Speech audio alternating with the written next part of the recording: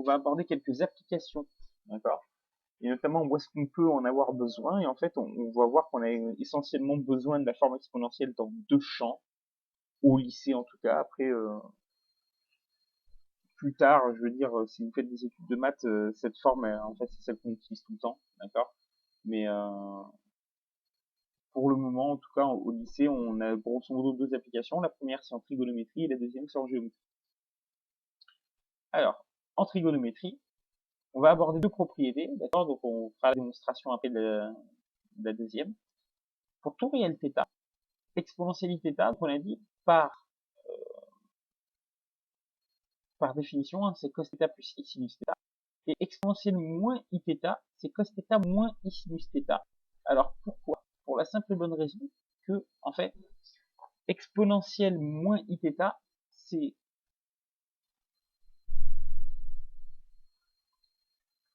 donc je vais symboliser θ par t. Voilà, c'est cos en fait de moins θ plus i sinus de moins θ. Et en fait, d'après les propriétés que vous connaissez, qui datent de l'an dernier, d'accord, le cosinus de moins x, c'est le cosinus de x, donc cos de moins t, c'est cos t, et le sinus de moins t, c'est moins sinus de t, donc plus i fois moins sinus t, ça fait moins i sinus t. Et en fait, ce que nous apprend cette propriété, c'est que exponentielle moins iθ, c'est simplement la forme exponentielle du conjugué d'exponentielle iθ. En fait, exponentielle iθ bar, d'accord, c'est exponentielle moins iθ. Je vais l'écrire là. Exponentielle iθ moins iθ.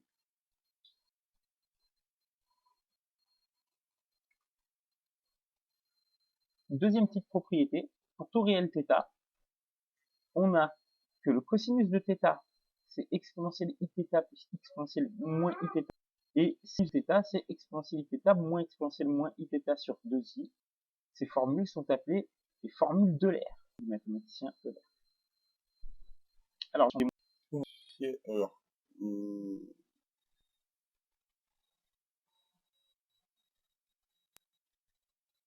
iθ, donc on a dit c'était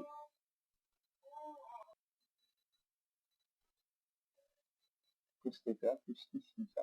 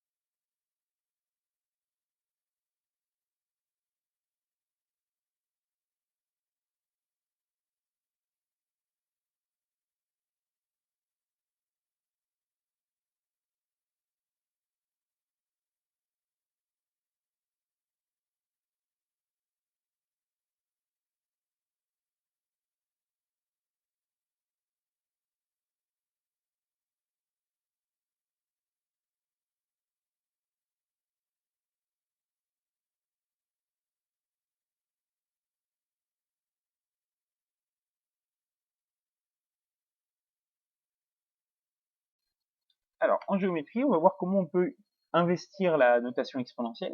Alors, on vous dit, dans le plan muni des orthonormés directs, on considère les points ABC d'affixes respectifs ZA égale 3 plus I, ZB égale 2 moins I et ZC égale 1 plus 2I, montrant que le triangle ABC est isocèle rectangle en A. Alors, isocèle rectangle en A, ça veut simplement dire que module de ZB moins ZA égale module de ZC moins ZA, puisque isocèle rectangle, ça veut dire AB égale à C, d'accord? Alors, isocèle, pardon, ça veut dire AB égale à C. Et dire que la distance AB est égale à la distance AC, ça revient simplement à dire que le module de ZB moins ZA est égal au module de ZC moins ZA. Donc, en fait, ce qu'on va faire, c'est qu'on va potentiellement calculer ces deux, d'accord? En fait, on va pas vraiment les calculer. On va regarder la forme algébrique, la forme exponentielle de ZB moins ZA et la forme exponentielle de ZC moins ZA. On va comparer les modules, d'accord? Et rectangle, ça veut dire que l'argument de... Ça veut dire que, pardon, l'angle ABAC vaut pi sur 2. C'est-à-dire, de manière totalement équivalente, en fait, l'argument de ZC moins ZA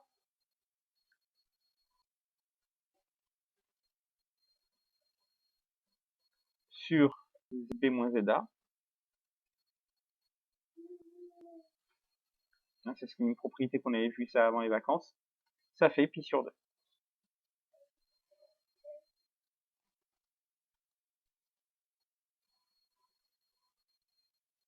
Alors, vu qu'on parle d'arguments, tout ça, moi ce que je vous propose de faire, c'est qu'en fait, on va calculer les nombres complexes ZB moins ZA, enfin, on va calculer les formes exponentielles de ZB moins ZA et ZC moins ZA. Alors en fait, ZB moins ZA,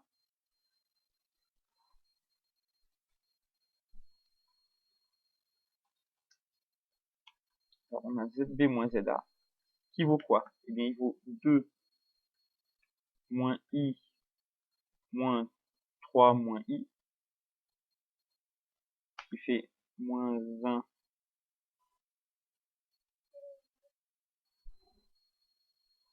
moins 2I. Et ZC moins ZA, c'est égal à 1 plus 2I moins 3 moins I, c'est-à-dire moins 2 plus I.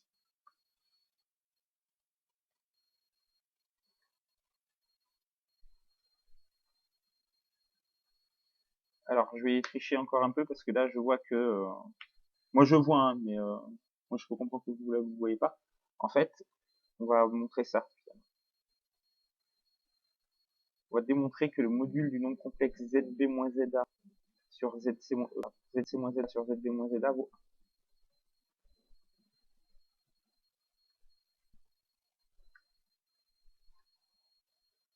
Alors, pourquoi? Parce que je vois bien ici que ZB moins ZA, le module vaut racine de 5. Le arrière moins 1 sur racine de 5 n'est pas une valeur connue en fait sur le cercle trigonométrique, donc passer après par l'argument avec juste ZB-ZA et ZC-ZA, ça me paraît un peu compliqué. Alors pour le caractère isocèle, ça se fait, d'accord, ça peut se faire, il n'y a pas de souci.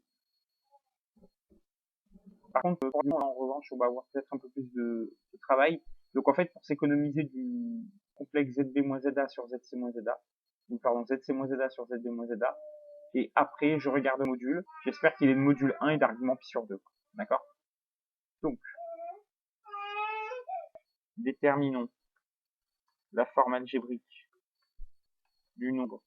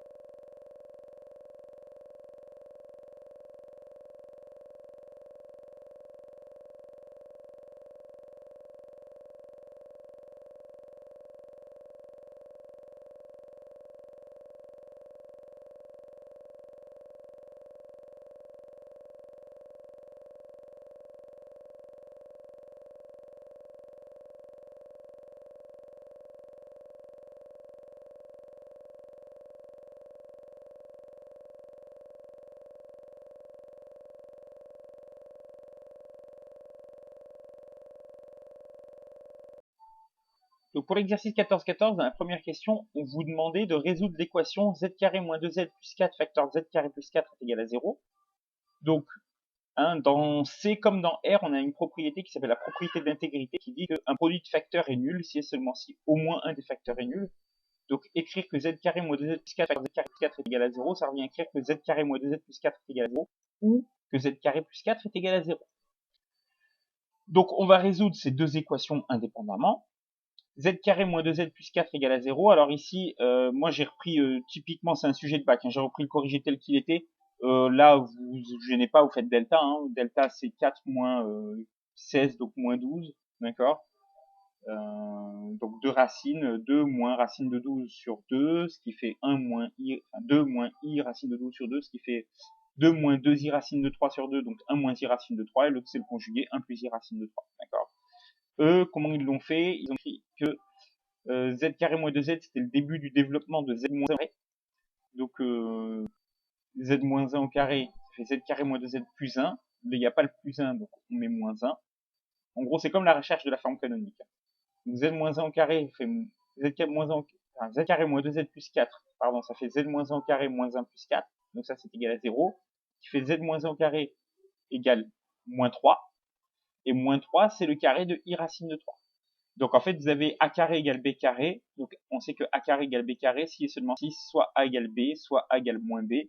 Donc vous avez z moins 1 égale i racine de 3, donc z égale 1 plus i racine de 3, et z moins 1 égale moins i racine de 3, donc z égale 1 moins i racine de 3, et donc vous retrouvez les mêmes solutions que tout à l'heure.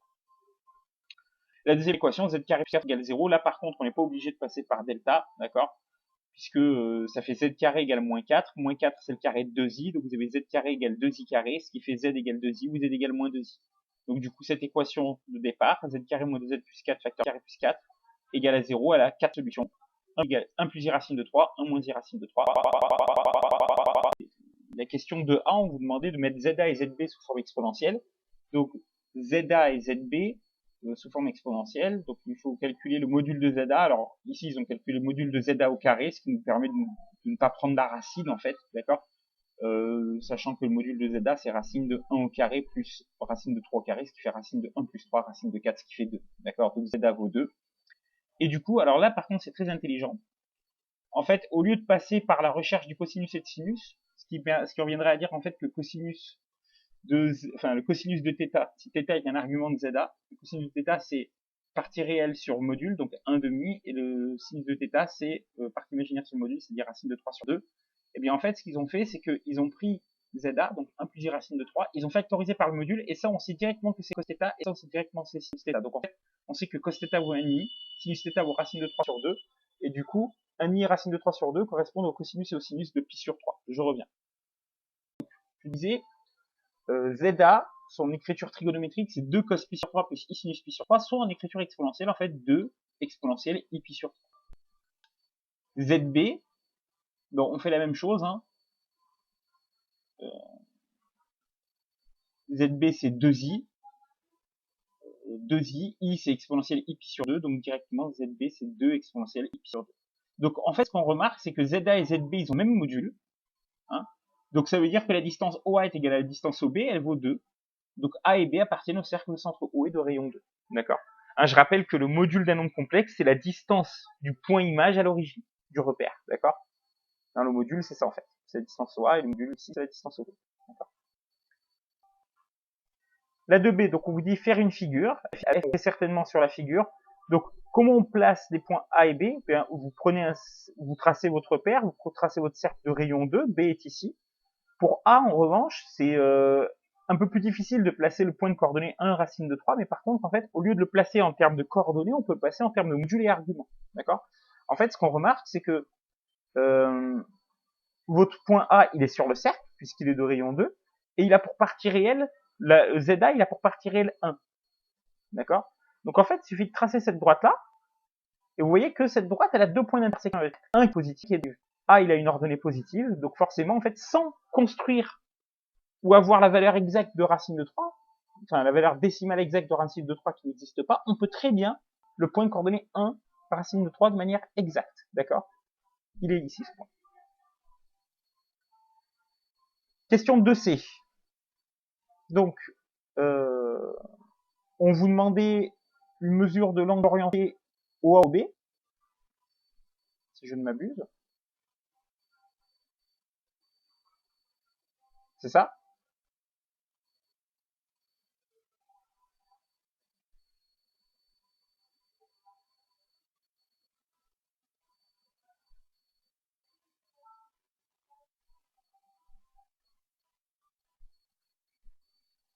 Ouais, c'est ça. Déterminer une mesure de l'angle OA ou B. Alors, une mesure de l'angle OA ou B, c'est l'argument de OA ou B, en fait, c'est l'argument de ZB moins ZO sur ZA moins ZO, c'est-à-dire l'argument de ZB sur ZA. D'accord? Et en fait, pour l'argument de ZB sur ZA, ben, ce que je vais faire, c'est que je vais calculer la forme exponentielle de ZB sur ZA, vu que j'ai la forme ZA. ZB ZA, c'est 2 exponentielle i pi sur 2 divisé par 2 exponentielle i pi sur 3. I pi sur 2 sur i pi sur 3, c'est-à-dire exponentielle i pi sur 2 moins pi sur 3. Et quand vous mettez au même dénominateur ici, vous trouvez pi sur 6. Donc ça fait exponentielle i pi sur 6. En fait, sur 6.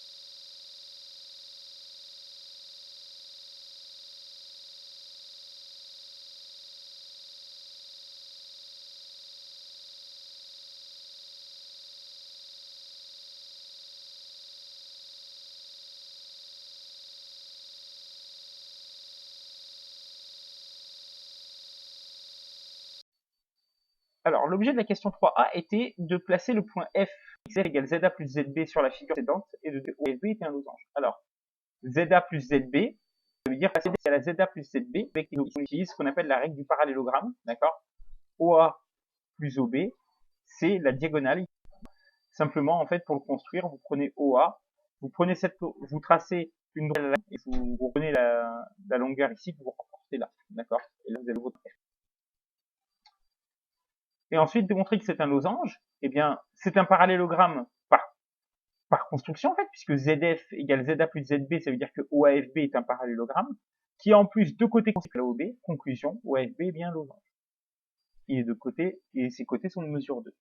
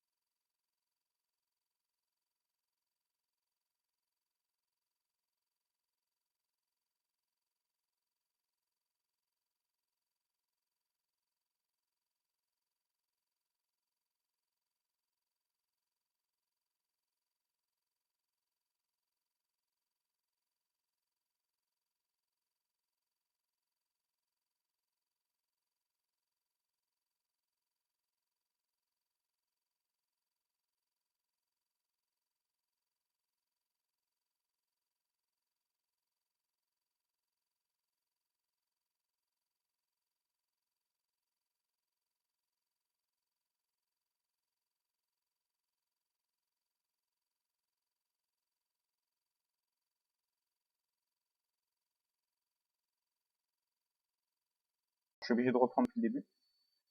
La première égalité, ZA plus ZC égale ZB plus ZD, peut s'écrire ZA plus ZC sur 2 égale ZB plus ZC sur 2.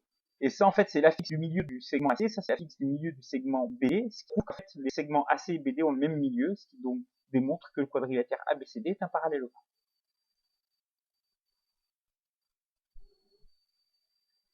La deuxième égalité, ZA plus IZB égale ZC plus IZD, peut s'écrire ZA moins ZC égale ZB ou ZA moins ZC égale I, facteur de ZD moins ZB. En prenant les modules des deux membres, module de ZA moins ZC, c'est module de ZA moins ZC, et module de IZD moins ZB, c'est 2I fois module de ZD moins ZB, module de I valant 1, on a module de ZA moins ZC égale ZD moins ZB, ce qui prouve qu'en fait, les segments AC et BD, ils ont la même longueur, donc on a... De plus, en prenant les arguments, on a argument de ZA moins ZC égale argument de I plus argument de ZD moins ZB, ou plutôt, pardon, on a ZA moins ZC sur ZD moins ZB égale I, donc l'argument de ZA moins ZC sur ZD moins ZB, ça fait I, argument de I qui vaut pi sur 2, donc en fait l'angle BDCA vaut pi sur 2. Qu'est-ce qu'on vient de démontrer? On vient de démontrer que non seulement les diagonales ont la même longueur, mais en plus que les diagonales étaient perpendiculaires. Donc, diagonales qui se comprennent leur milieu, c'est un parallélogramme. Ce parallélogramme, il a les diagonales de même longueur, c'est donc un rectangle, et ces diagonales sont perpendiculaires, c'est aussi un losange, donc finalement c'est un carré. Donc vous voyez là, aucun calcul, c'est que des propriétés. La complexité ici, si je peux me permettre le terme, la complexité ici, c'était vraiment d'arriver à cibler les bonnes propriétés, d'accord? Moi, vous voyez, direct réflexe, j'avais dit, si on peut prouver que le côté consécutif est égaux et un angle droit en un sommet, et en fait, finalement, c'est pas du tout ça ici qu'on utilise, d'accord? Pour justifier que c'est un carré, on utilise le fait que c'est un parallélogramme qui a ses diagonales de même longueur et qui a ses diagonales perpendiculaires, d'accord? Après, je pense que en essayant de prouver qu'il y avait deux côtés consécutifs égaux et un angle droit en l'un des sommets, ça devait fonctionner aussi, mais je pense que ça devait peut-être prendre plus de temps. D'accord? En tout cas, là, on va au plus direct.